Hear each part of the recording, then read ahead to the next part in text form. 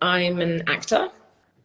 Um, I I work in all different areas of the industry. I do lots of voiceover TV, some movies, theatre. Um, I've been acting for about just over 20 years now. So, yeah, I'm starting to get a bit old.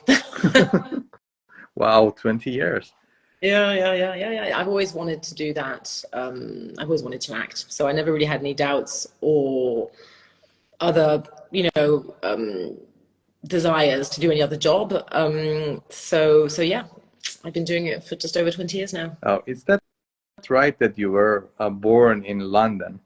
Uh, I wasn't born in London. I was born in the UK. I was born in England. My father is British and my mother is French. So I'm 50-50, but I was born in Kent. In Oh, Mar that explains a lot. So that's the reason now you're in France. Yes, because I finished school in France. We moved around quite a lot when I was growing up, and we came to France when I was 15. We'd come every summer because we had a family home on my mother's side, obviously, in the Jura, which is kind of mid-east region, not far from Switzerland. And we came to live in France when I was 15. So I did my last 3 years of high school in France. So I perfected my French, which was already quite good, but going to school in France made it even better. And I ended up staying in France to study theatre. I was supposed to go to London, but changed my mind. Maybe I changed my, I don't know. And I stayed in Paris. Well, I went to Paris and I studied acting for 3 years there. And then when I came out of that school, I started working. I see. And Ginny, I know you from that video game Heavy Rain. And Yeah. yes, that was such an interesting one. That's why I have so many questions related to that. Hmm. And what was your own experience in general before I go through those questions? Of Heavy Rain. Yes. Yeah, was it was very interesting because I had never, that was my first experience doing motion capture. I have done more since. That was my very first motion capture gig, and it was well, it was very different. It's moved on since then as well because that was quite a while ago. It was in 2009, I think, or 10, 2008, even I think. So basically, it was great fun, and having to put the black kind of onesie, doing all these movements within this certain space with all these cameras, like picking up on all of your movements, was very interesting and fun. And then all the facial, because back then the facial still had all the tiny little, but now you've got a camera which is here. You've got this kind of like thing where the camera's just there and it grabs everything, all your expression. But back then I had about, I can't remember, but a lot of little tiny little, little round captors, whatever you call them. And I had to stay, like do all of the facial expressions. And then we also recorded all the lines, which was a different, a different exercise. And it was, yeah, it was great fun, but it was intense. So Okay, it was so fun. wasn't it annoying that you had those dots on your face Yeah. and when you wanted to act, wasn't it uncomfortable for you?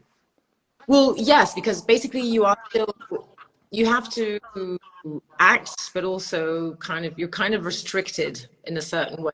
You can't just look around and stay.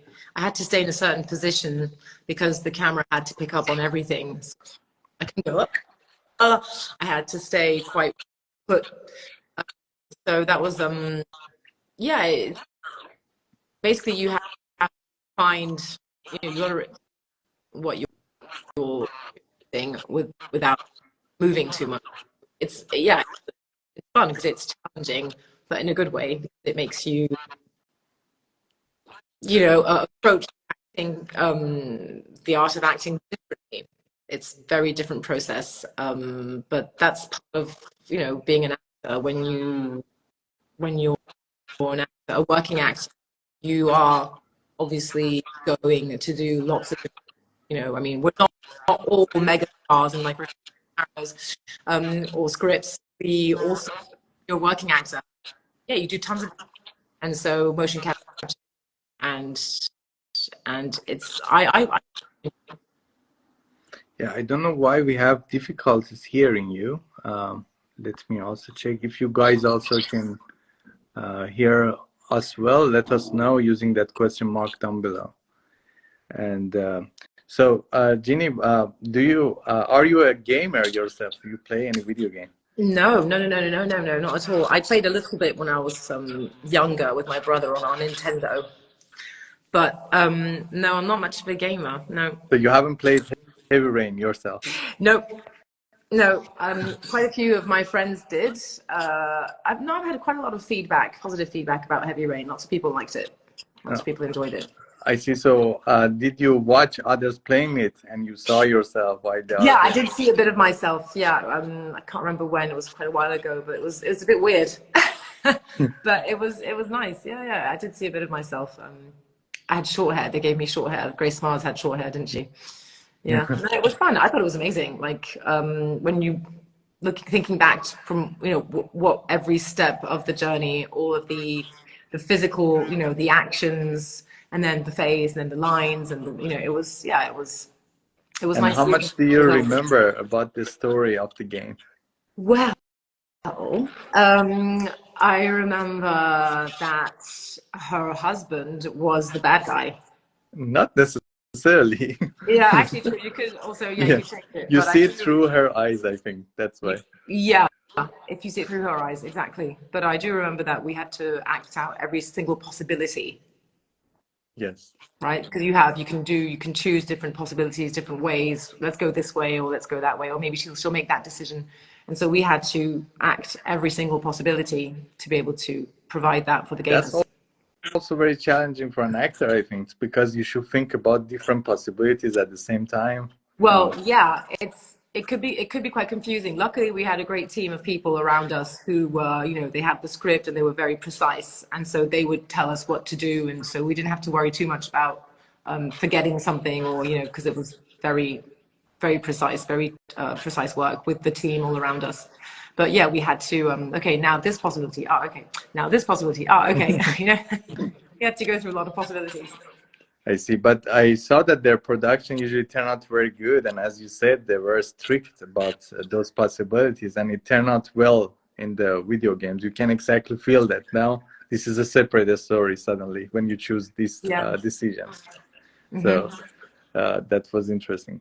But about the story, so they told you like the husband is a bad guy basically because that's how you should feel. Well, yeah.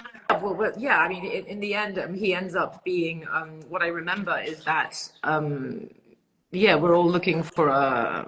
Well, their son gets, their child gets kidnapped at the mall. Yeah. And so, what did they say? Because this was a while ago, but they said that he, because there's also I did several parts, like I did Grace Mars, but I also read like bit parts, like I did a bit of a nurse in the body work, the actual body work. I did also actions for the nurse, journalists, like all the females. And so I remember them saying that yes, is it because he had like problems with his memory, and he didn't realize himself that he was the actual kidnapper or the killer? Is that yeah, am I right that was very annoying, but it was not his fault again. Yeah. So. Oh, sorry, I forgot. Even these things that you actually mentioned, it reflected even in the game, because we thought that maybe the attitude of the wife was not fair toward him, because in many cases he was not. He was also a victim in through the whole story. And first, one of their child actually died in an accident in that mall that you mentioned. Yeah. But the second child was lost in a park, if I'm not mistaken, in a playground. Yes, that's true. Yeah. Yes. And again, for both of cases, we couldn't say 100% like it was his fault. But your character actually divorced him, and he ended up with that lost child. Yeah, So that's true. And didn't he? Yeah, she does. She does divorce him. Yeah, she gets rid of him. And doesn't he end up with another, like? Doesn't he end up with another woman? I can't remember. yes, in some In some scenarios, not scenarios, yeah. yes. Yeah. Oh, it's all coming back to me now because I haven't thought about Heavy Rain in a while. Yeah, it's So been yeah, a yeah, while. It's been it's a been a while. while. Yeah, and it's coming back to me now. That's true. She does divorce him. She yeah, she says nope. Yeah, and the new host was so depressing, and we say, "Oh my God, it's not fair for him. What happened?" It was not. Oh, that's great. Yeah, and let me also check the possible questions also from audience. We have one from Emily saying that do you have any funny memories from Heavy Rain? Um, yeah, yeah. I think what. Yeah, yeah, of course, yeah. I mean, like I think mainly the whole body mocap was probably the most fun because I mean we'd sometimes we'd trip or we'd fall because you'd have like these metal doors that there's nothing, because you can't have solid. So it's just a metal frame, which is a door. And then you have the house that's laid out in front of you. And sometimes we'd get confused and like we'd go to the toilet and that's not, no, you have to go to the kitchen, stuff like that, because you really have to imagine. Your imagination really is really working, which is great because for me, being an actor means you have to imagine so much. You have to imagine like what your character is living. You've got to imagine it for yourself to be able to, live it as well. And so it was a great challenge because we had to imagine so much. And so sometimes we'd mess it up. Or going up the stairs as well. I mean, I think I tripped once because they were the same kind of these metal stairs. It was an interesting set. I mean, it wasn't like a set in a movie, it was just like one big giant space with cameras everywhere, and you couldn't step out of the square because otherwise the cameras wouldn't pick up on what you were doing and all that. So it was yeah.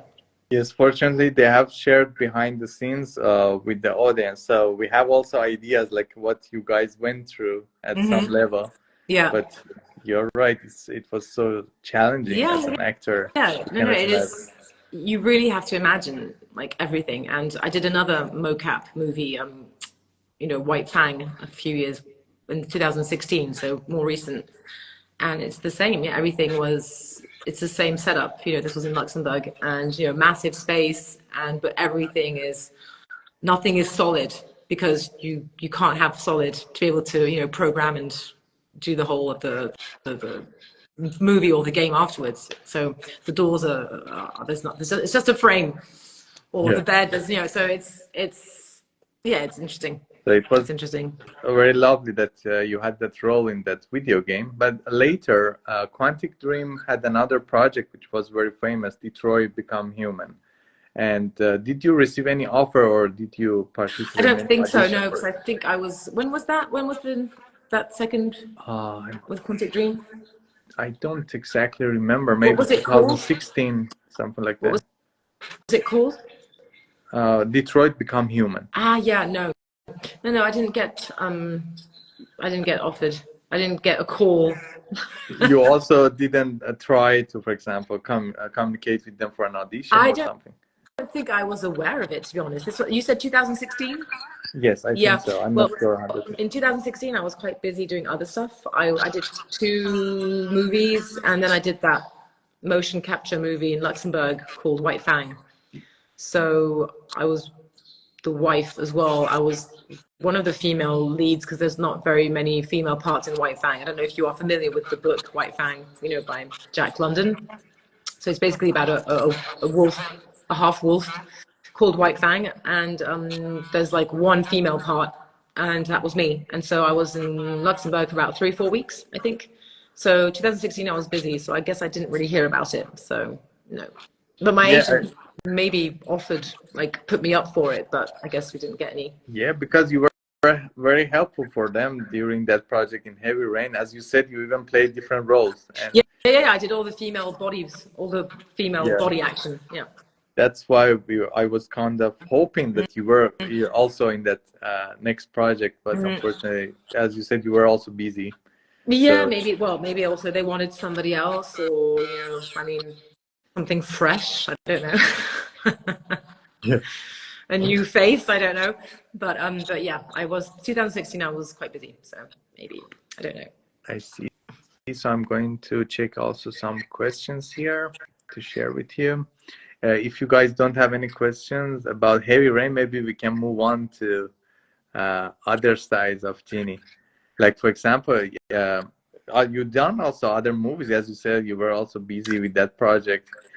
And Yeah. So yeah. I've always done over the years, like movies here and there, just like supporting roles. And 2016, I did quite a good part in the film Madame, directed by Amanda Stairs, and I did that, and then I went straight to, well, like a few weeks afterwards, I went to Luxembourg all of September to do White Fang.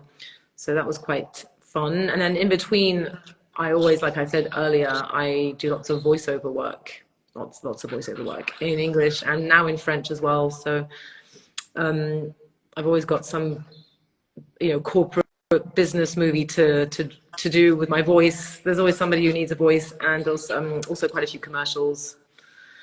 So, and also corporate work as well, like, like working with green screens and prompters and all that, I do that a lot as well. So it's, like I said, it's very eclectic and varied. so how much helpful is that you know both French and English? Because you can be in two different projects now because of this in French movies and English movies. So Yeah. how beneficial was that for you in your career? Yeah, I think it helps a lot. I mean, in Paris, there is a little expat, British, UK, and American community of actors, but I guess my plus side is that I can really be French and English because I really speak French perfectly, and I also have a French passport as well as a British passport. I've got the double nationality. So what's great in the sense that for voice work now I sell myself as, like, if you need a French version, I can do the French and the British version, and that's what's been happening recently because I've also like a year and a half ago I created my own business for voiceover, which is called Ginnie's Voice.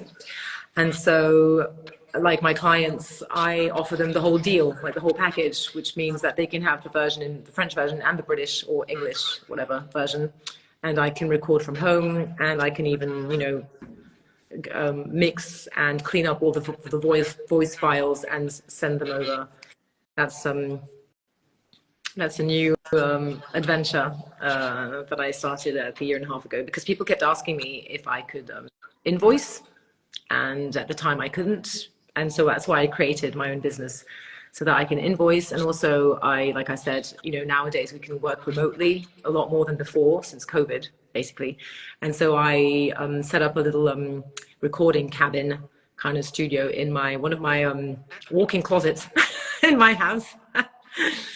I cut off one side and I put up all the, That the was sound. such a good idea. Yeah. And I installed a microphone and the sound is good. And so I've been able to work remotely from home. So that's cool. That's also very good. Yeah, that's very cool. And I also noticed that you produced movies, like a short movie, for example. I noticed about schizophrenia and Me. Yeah. That was in England. Because I went to live in London for 5 years, from 2008 till about 2013. I kept going back and forth, between Paris and London because I still had my agent in Paris and, all of my commercial agencies. So I was still doing castings in Paris as well, but I was living in London. And because I did a postgraduate year in a screen acting school because I'd had lots of theatre experience at the time, and I wanted also a change of scene. And so I went to London for just to do that course for a year, but I ended up staying 5 years, just about. And from that course, I met some people, and they wanted to do this short film, and so we ended up, doing it all together and producing it together, and yeah, it was fun. And I directed also a short film in London that I wrote as well, called Shag. Yeah. Yeah. You can see that on Vimeo, actually. The movie's on Vimeo. It's like 8 minutes long. And why were you interested in this topic, schizophrenia? Yeah, that wasn't me. Now that I didn't actually choose the topic. That was Howie. He actually wrote it and chose the topic because there was a whole bunch of us actors in it, and so they wanted to portray basically it's like one monologue and like 15 of us interpret it. So, you know, with a little, like with camera tricks, we would like turn our heads and it'd be somebody else and they would carry on with the monologue, the lines. So we'd all have like 5 or 6 lines to learn. And so they chose the topic. Yeah. Don't know why, but. I see. And there will be a movie about Napoleon very soon. Have you heard about that one? Well, no, I'm in the middle of changing agents at the moment. So I'll probably have more info on Tuesday because I'm going to, because I live just outside of Paris. I don't live in Paris, but I live in the country. And so I'm going to Paris on Tuesday to meet my new agent, French agent. So I will mention that. Yeah. I will mention it. She's probably aware of it, but we're just starting out. We're just beginning our relationship, and I have also a new agent in London. Yeah, it's already produced actually, and they are going to show that movie very soon. And it was also one of those projects that I hope to see you in them, you know, because. Well, that's funny because I wasn't even aware of it. So yeah, I think I did want to change agents. I've been wanting to change for a while. So hopefully this new agent will have maybe more opportunities for these kind of projects because I wasn't even aware of it, of Napoleon. Yeah.